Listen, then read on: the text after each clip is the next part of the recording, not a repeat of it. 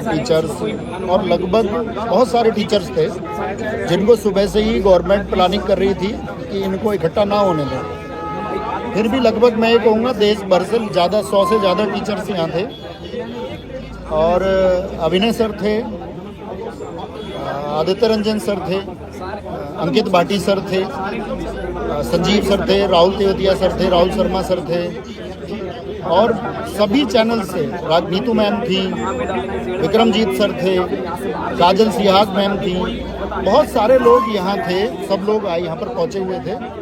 तो इन लोगों ने प्रॉमिस किया कि डीओपीटी से बात करेंगे। तो 4 लोगों का हमारा नाम हो गया।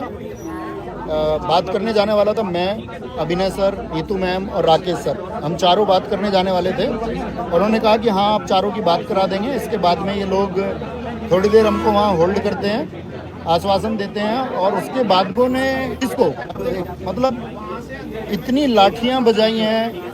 कोई फीमेल स्टाफ नहीं है उनके साथ में। हमारे साथ फीमेल मैम भी हैं, मैडम थी, बहुत सारी मैम थी। सबको लाठियों से पीटा गया और सबको खचेड़ के बस में भरा गया कि भाई खींच के बस में बिठाओ सब लोगों को। संजीव सर का लेफ्ट हैंड टूट गया और इतनी लाठियां सब लोगों को मारी है। अंकित सर के ऊपर इन लोगों ने हाथ छोड़ा है, मतलब बदतमीजी की है। यार हम दिल की पुलिस समझते थे, ये दिल की पुलिस है, लेकिन समझते हैं कि हाँ एक दबाव होता है प्रशासन का, वो सब हम समझ सकते हैं। लेकिन हमारा सिर्फ लाइव आने का उद्देश्य ये है कि आप गवर्नमेंट तक ये मैसेज भेजें कि इस देश के यूथ की बात को आप क्या लाठियों से दमन कर देंगे? क्या इस युवा वर्ग की जितनी भी बात है, वो जो परेशान है, जो उसको प्रताड़ित किया गया है, वो जो दुख है आगामी परीक्षाओं के लिए, वो जो चिंतित है, क्या उस तरीके से वो चीज़ें कर दी जाएंगी? ये सर का हाथ यहाँ से टूट चुका है जिसको बांधा हुआ है ऊपर। अभी हम लोगों को इन लोगों ने गिरफ्तार करके बस में बिठा लिया है और बहुत सारे आगे पीछे भी पुलिस की गाड़ियां हैं। तो ये लोग कह रहे हैं कि इन लोगों को कहीं बाहर ले जा करके पीटेंगे, कुछ करेंगे या वहाँ छोड़ेंगे, इन लोगों को कहीं पे छोड़ेंगे। मतलब उससे फ़र्क नहीं पड़ता, उस बात से फ़र्क नहीं पड़ता। लेकिन बड़ी बात यह है कि यार जब हम इकट्ठा होते हैं ना तो हमको भागना नहीं चाहिए। पुलिस आई थी तो क्या बात है, हम खड़े थे, किसी को नहीं जाना चाहिए। क्या होता है गिरफ्तारी से? इस भविष्य को सोचते हुए फांसी के फंदे पर हंसते हंसते झूले थे। इस बात के लिए झूले थे कि हम एक बेहतर देश बनाएंगे, एक हम सशक्त युवा बनाएंगे। लेकिन क्या वो सशक्त युवा ये सरकार बना रही है? क्या डीओपीटी की ये बात, और आप सब लोगों को अपनी बात डीओपीटी से रखनी है।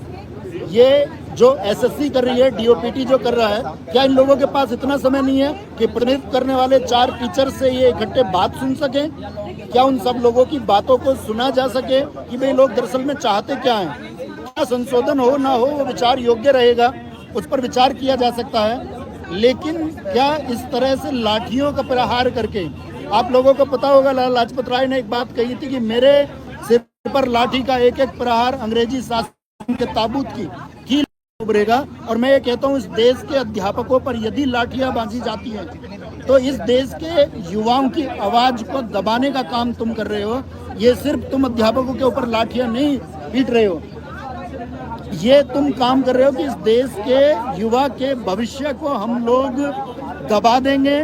भविष्य की बात कोई भी की जाएगी, शिक्षा की बात कोई भी की जाएगी तो उसको लाठियों के दम पर दबा दिया जाएगा।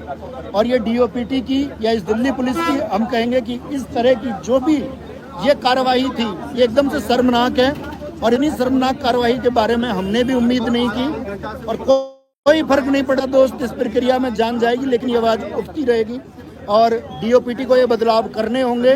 डीओपीटी को ये स्वीकार करना होगा कि वो एडीकीटी जैसी इन संस्थाओं के साथ में, भ्रष्ट संस्थाओं के साथ में बच्चों के भविष्य को नहीं संवार सकती है और बच्चों के भविष्य को बिगाड़ा नहीं जा सकता है। जिस एग्जाम प्रोसीजर पर ये चल रहे हैं, सिलेक्शन पोस्ट के बच्चों के साथ जो इन्होंने किया, उसी गड़बड़ी के, उसी मानसिकता के माहौल में जो ये स्टेनो के एग्जाम के साथ में करने वाले हैं और वही ये सीजीएल के एग्जाम के साथ में भी करने वाले हैं। तो इस तरह से बच्चों के भविष्य